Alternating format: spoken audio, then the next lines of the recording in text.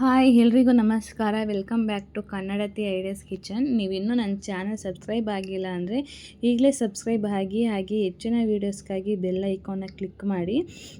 ಇವತ್ತಿನ recipe chicken ಸುಕ್ಕ. ತುಂಬ ರುಚಿಯಾಗಿ ಹಾಗೂ ಬಾಯಲ್ಲಿ ನೀರು ಬರುವಂತಹ ಚಿಕನ್ ಸುಕ್ಕ ಯಾವ ರೀತಿ ಮಾಡೋದು ಅಂತ ನೋಡೋಣ. ವಿಡಿಯೋ ಸ್ಕಿಪ್ ಮಾಡದೆ ಕೊನೆಯವರೆಗೂ ನೋಡಿ. ತುಂಬಾ ಟೇಸ್ಟಿಯಾಗಿ ಸಖತ್ತಾಗಿರುತ್ತೆ. ನೀವು ಕೂಡ ಒಂದ್ಸರಿ ಮನೇಲಿ ಟ್ರೈ ಮಾಡಿ ಹೇಗಿತ್ತು ಅಂತ ಕಮೆಂಟ್ ಮಾಡಿ. ನಾನಿಲ್ಲಿ ಒಂದು ಪಾತ್ರೆಗೆ 4ರಿಂದ 5 ಟೇಬಲ್ ಸ್ಪೂನಷ್ಟು ಮೊಸರು ತೊಗೊಂಡಿದ್ದೀನಿ. ಮೊಸರು ಹುಳಿ ಇರಬಾರ್ದು, ಸ್ವಲ್ಪ ಸ್ವೀಟಾಗಿದ್ದರೆ ತುಂಬಾ ಚೆನ್ನಾಗಿರುತ್ತೆ. ಹುಳಿ ಇತ್ತು ಅಂತಂದರೆ ಚಿಕನ್ನು ಹುಳಿ ಬರುತ್ತೆ, ಆ ಗ್ರೇವಿ ಏನಿರುತ್ತಲ್ಲ, ಸೊ ಅದು ಹುಳಿ ಅಂಶ ಇರುತ್ತೆ ಜಾಸ್ತಿ. ಅದಕ್ಕೋಸ್ಕರ ಹುಳಿ ಇರೋ ಮೊಸರನ್ನ ತೊಗೊಳಕ್ಕೆ ಹೋಗಬೇಡಿ. ನಾನಿಲ್ಲಿ 4ರಿಂದ 5 ಟೇಬಲ್ ಸ್ಪೂನಷ್ಟು ಮೊಸರು, ಅರ್ಧ ಟೇಬಲ್ ಸ್ಪೂನಷ್ಟು ಅರಿಶಿನ ಪುಡಿ, 1 ಟೇಬಲ್ ಸ್ಪೂನಷ್ಟು ಮೆಣಸಿನ ಪುಡಿ, 1 ಟೇಬಲ್ ಸ್ಪೂನಷ್ಟು ಧನಿಯಾ ಪುಡಿ, 1 ಟೇಬಲ್ ಸ್ಪೂನಷ್ಟು ಪುಡಿ ಉಪ್ಪು ತೊಗೊಂಡಿದ್ದೀನಿ. ಇದನ್ನೆಲ್ಲ ಈ ರೀತಿ ಚೆನ್ನಾಗಿ ಮಿಕ್ಸ್ ಮಾಡ್ಕೊಳ್ಳಿ. ಈ ರೀತಿ ಚೆನ್ನಾಗಿ ಮಿಕ್ಸ್ ಮಾಡ್ಕೊಳ್ಳೋದ್ರಿಂದ ನಾವೇನು ಇಂಗ್ರೀಡಿಯೆಂಟ್ಸ್ ಹಾಕಿದ್ವಲ್ಲ, ಸೊ ಅದೆಲ್ಲ ಚೆನ್ನಾಗಿ ಹೊಂದ್ಕೊಳ್ಳುತ್ತೆ. ಈ ರೀತಿ ಹೊಂದ್ಕೊಳ್ಳೋದ್ರಿಂದ ನಾವು ಚಿಕನ್ ಮ್ಯಾರಿನೇಟ್ ಮಾಡಿದಾಗಲೂ ಕೂಡ ಚೆನ್ನಾಗಿ ಮ್ಯಾರಿನೇಟ್ ಆಗಿರುತ್ತೆ. ಸೊ ನಾನು 1.5 kg ಚಿಕನ್ ತೊಗೊಂಡಿದ್ದೀನಿ. ನಿಮಗೆ ಯಾವ ಕ್ವಾಂಟಿಟಿಲಿ ಬೇಕೋ ಆ ಕ್ವಾಂಟಿಟಿಲಿ ನೀವು ಚಿಕನ್ ತೊಗೊಂಡು ಮಸಾಲೆ ಜಾಸ್ತಿ ಮಾಡ್ಕೊಳ್ಳಿ, ಚೆನ್ನಾಗಿರುತ್ತೆ. ಈ ಥರ ಎಲ್ಲನೂ ಮಿಕ್ಸ್ ಮಾಡ್ಕೊಂಡು ಇಟ್ಕೊಳ್ಳಿ. ಈ ರೀತಿ ಮಿಕ್ಸ್ ಮಾಡ್ಕೊಳ್ಳೋದ್ರಿಂದ ಚಿಕನ್ ಸಾಫ್ಟಾಗಿರುತ್ತೆ, ಬೇಗನೂ ಆಗುತ್ತೆ, ಯಾವುದೇ ರೀತಿ ರಬ್ಬರ್ ಟೈಪ್ ಇರೋದಿಲ್ಲ. ನೀವು ಟೈಮ್ ಇಲ್ಲ ಅಂತಂದರೆ ನೀವು ಮಸಾಲೆ ರೆಡಿ ಮಾಡ್ಕೊಳ್ಳೋ ಅಷ್ಟರಲ್ಲಿ ಒಂದು 10 ನಿಮಿಷ ಮ್ಯಾರಿನೇಟ್ ಮಾಡಿ ಇಟ್ಕೊಳ್ಳಿ. ನಾನಿಲ್ಲಿ ಒಂದು ಹಾಫ್ ಆನ್ ಅವರ್ ಇಲ್ಲ 1 ಅವರ್ ಮ್ಯಾರಿನೇಟ್ ಮಾಡೋಕ್ಕೆ ಇಟ್ಟಿದ್ದೀನಿ.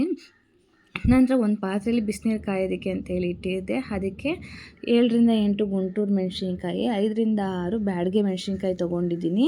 ನಾನಿಲ್ಲಿ ಬ್ಯಾಡಗೆ ಮೆಣಸಿನ್ಕಾಯಿ ತೊಗೊಂಡಿರೋದು ಯಾವುದೇ ರೀತಿ ಕಲರ್ ಆ್ಯಡ್ ಮಾಡಲ್ಲ, ನ್ಯಾಚುರಾಗಿರಲಿ ಅಂತ ಹೇಳ್ಬಿಟ್ಟು.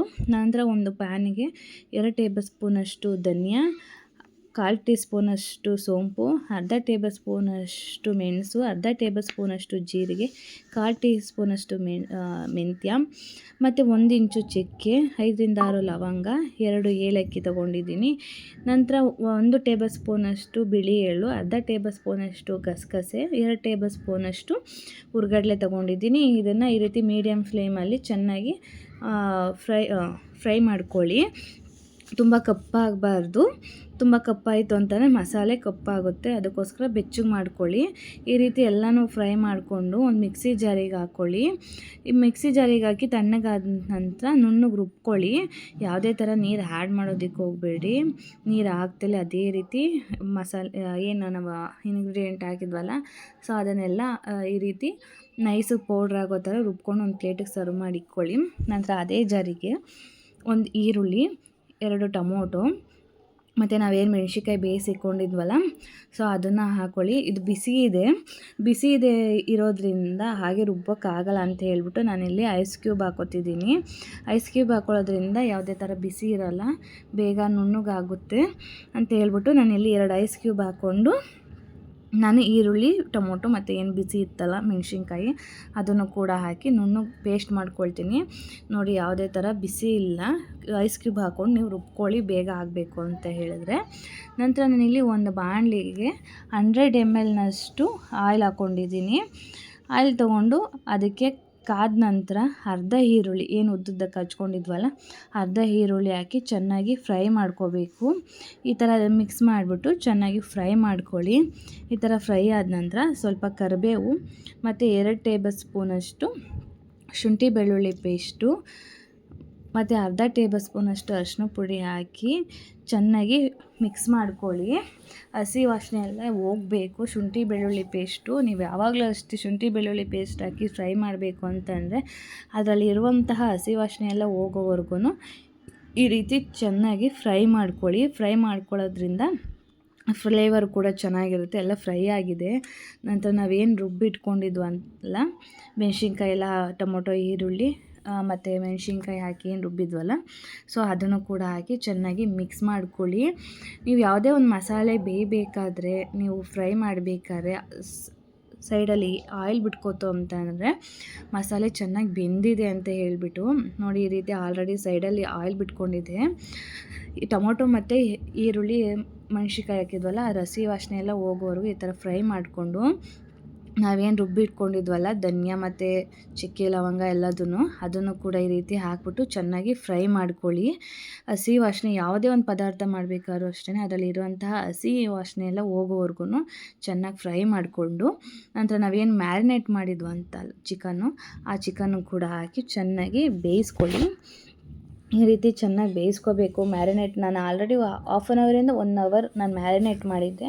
ನಿಮಗೆ ಟೈಮ್ ಇಲ್ಲ ಅಂತಂದರೆ ನೀವು 10 ನಿಮಿಷ ಮ್ಯಾರಿನೇಟ್ ಮಾಡಿ ಇಟ್ಬಿಟ್ಟು ನೀವು ಮಸಾಲೆ ರೆಡಿ ಮಾಡ್ಕೊಳ್ಳೋ ಅಷ್ಟರಲ್ಲಿ ಅದು ಸ್ವಲ್ಪ ಮ್ಯಾರಿನೇಟ್ ಆಗಿರುತ್ತೆ, ನೀವು ಮಾಡ್ಕೋಬೋದು. ಇಲ್ಲ ಟೈಮ್ ಇದೆ ಅಂತ ಅನ್ನೋದಾದರೆ ಬೇಕಿದ್ರೆ ಹಾಫ್ ಆನ್ ಅವರ್ 1 ಅವರ್ ಇಲ್ಲ 2 ಅವರ್ ಬೇಕಿರೋ ನೀವು ಮ್ಯಾರಿನೇಟ್ ಮಾಡಿ ಫ್ರಿಜ್ಜಲ್ಲಿ ಬೇಕಿರೋ ಇಡ್ಬೋದು. ಈ ಥರ ಎಲ್ಲ ಚೆನ್ನಾಗಿ ಫ್ರೈ ಮಾಡಿದ ನಂತರ ಸ್ವಲ್ಪ ನೀರು ಹಾಕ್ಬಿಟ್ಟು ಒಂದು ಕ್ಯಾಪ್ ಕ್ಲೋಸ್ ಮಾಡಿ ಚೆನ್ನಾಗಿ ಬೇಯೋಕ್ಕೆ ಬಿಡಿ. ಅವಾಗವಾಗ ಸ್ವಲ್ಪ ತಿರುತ್ತಾ ಇರಿ, ಯಾಕೆಂದರೆ ತಳ ಹಿಡಿಬಾರ್ದು ಅಂತ ಹೇಳ್ಬಿಟ್ಟು ಅವಾಗವಾಗ ಕ್ಯಾಪ್ ಓಪನ್ ಮಾಡಿ ನೋಡ್ಕೊಳ್ತಾ ಇರಿ. ಈ ರೀತಿ ಎಲ್ಲ ಚೆನ್ನಾಗಿ ಮಿಕ್ಸ್ ಮಾಡಾದ ನಂತರ ಬೆಂದಿರುತ್ತೆ ಆಲ್ಮೋಸ್ಟು. ಆವಾಗ ನೀವು ರುಚಿಗೆ ಎಷ್ಟು ಬೇಕೋ ಅಷ್ಟು ಉಪ್ಪನ್ನು ಹಾಕ್ಕೊಂಡು ಚೆನ್ನಾಗಿ ಈ ರೀತಿ ಮಿಕ್ಸ್ ಮಾಡಿಕೊಂಡು ಬೇಯೋಕ್ಕೆ ಅಂತ ಬಿಡಿ. ಒಂದು ಮೀಡಿಯಮ್ ಫ್ಲೇಮಲ್ಲಿ ಒಂದು 10ರಿಂದ 15 ನಿಮಿಷ, ಇಲ್ಲ ಜಾಸ್ತಿ ಮ್ಯಾರಿನೇಟ್ ಆಗಿತ್ತು ಅಂತ ಹೇಳಿದ್ರೆ ಜಾಸ್ತಿ ಏನು ಬೇಯಿಸೋಕ್ಕೆ ಹೋಗಬೇಡಿ. ಆಲ್ಮೋಸ್ಟ್ ಚಿಕನ್ ಬಂದಿದೆ. ಸೊ ನಾನು ಈಗ ಅರ್ಧ ಟೇಬಲ್ ಸ್ಪೂನಷ್ಟು ಗರಂ ಮಸಾಲ ತೊಗೊಂಡಿದ್ದೀನಿ. ನಿಮ್ಮ ಹತ್ರ ಗರಂ ಮಸಾಲ ಇಲ್ಲ ಅಂತಲೇ ಬೇಕಿದ್ರೆ 1 ಟೇಬಲ್ ಸ್ಪೂನಷ್ಟು ಚಿಕನ್ ಪೌಡ್ರ್ ಹಾಕ್ಕೊಳ್ಳಿ. ನಂತರ ನಾನಿಲ್ಲಿ ಅರ್ಧ ಕಪ್ಪಷ್ಟು ಕಾಯಿ ತುರಿ ತೊಗೊಂಡಿದ್ದೀನಿ. ಇದು ಚಿಕನ್ ಸುಕ್ಕ ಆಗಿರೋದ್ರಿಂದ ಕಾಯಿ ತುರಿ ಹಾಕೋತಿದ್ದೀನಿ. ಇದನ್ನು ಚೆನ್ನಾಗಿ ಮಿಕ್ಸ್ ಮಾಡ್ಕೊಳ್ಳಿ. ನಂತರ 2 ಟೇಬಲ್ ಸ್ಪೂನಷ್ಟು ತುಪ್ಪ ಹಾಕಿ ಚೆನ್ನಾಗಿ ಮಿಕ್ಸ್ ಮಾಡಿ ಒಂದು 10 ನಿಮಿಷ, ಇಲ್ಲ ಅಂತಂದರೆ 5 ನಿಮಿಷ ಚಿಕನ್ ಚೆನ್ನಾಗಿ ಬೆಂದಿತ್ತು ಅಂತಂದರೆ ಒಂದು 5 ನಿಮಿಷ ಮೀಡಿಯಮ್ ಫ್ಲೇಮಲ್ಲಿ ಬೇಯೋಕ್ಕೆ ಅಂತ ಇಡಿ. ಈ ರೀತಿ ಎಲ್ಲ ಚೆನ್ನಾಗಿ ಮಿಕ್ಸ್ ಮಾಡಿಬಿಟ್ಟು ಬೇಯೋಕ್ಕೆ ಅಂತ ಇಟ್ಟರೆ ಚಿಕನ್ ಸುಕ್ಕ ರೆಡಿ ಆಗುತ್ತೆ. ನೀವು ನೀರು ದೋಸೆ, ಚಪಾತಿ, ಪೂರಿ, ಇಡ್ಲಿ, ಮುದ್ದೆ, ಬಿರಿಯಾನಿ, ವೈಟ್ ರೈಸು ಯಾವುದಕ್ಕೆ ಬೇಕಿರೋ ಕೂಡ ನೀವು ಸರ್ವ್ ಮಾಡಿಕೊಂಡು ಈ ರೀತಿ ತಿನ್ಬೋದು. ತುಂಬಾ ಟೇಸ್ಟಿಯಾಗಿರುತ್ತೆ. ಬಿರಿಯಾನಿಗೆ ಅಂತೂ ತುಂಬ ಒಳ್ಳೆ ಕಾಂಬಿನೇಷನ್. ಮತ್ತು ನೀರು ದೋಸೆ ಜೊತೆ ತಿಂತಾ ಇದ್ರೆ ಟೇಸ್ಟು ಅಷ್ಟೇ ಸೂಪರಾಗಿರುತ್ತೆ. ಈ ರೀತಿ ಒಂದು ಬೌಲಿಗೆ ಸರ್ವ್ ಮಾಡಿಕೊಂಡು ತಿನ್ನಿ ಹೇಗಿತ್ತು ಅಂತ ಕಮೆಂಟ್ ಮಾಡಿ. ನೀವಿನ್ನೂ ನನ್ನ ಚಾನಲ್ ಸಬ್ಸ್ಕ್ರೈಬ್ ಆಗಿಲ್ಲ ಅಂದರೆ ಈಗಲೇ ಸಬ್ಸ್ಕ್ರೈಬ್ ಆಗಿ, ಹಾಗೆ ಹೆಚ್ಚಿನ ವೀಡಿಯೋಸ್ಗಾಗಿ ಬೆಲ್ ಐಕಾನ್ನ ಕ್ಲಿಕ್ ಮಾಡಿ. ಹೇಗಿತ್ತು ಅಂತ ಕಮೆಂಟ್ ಮಾಡಿ. ವಿಡಿಯೋ ಇಷ್ಟ ಆಗಿದರೆ ಲೈಕ್ ಮಾಡಿ, ಪ್ಲೀಸ್ ಸಪೋರ್ಟ್ ಮಾಡಿ. Thank you.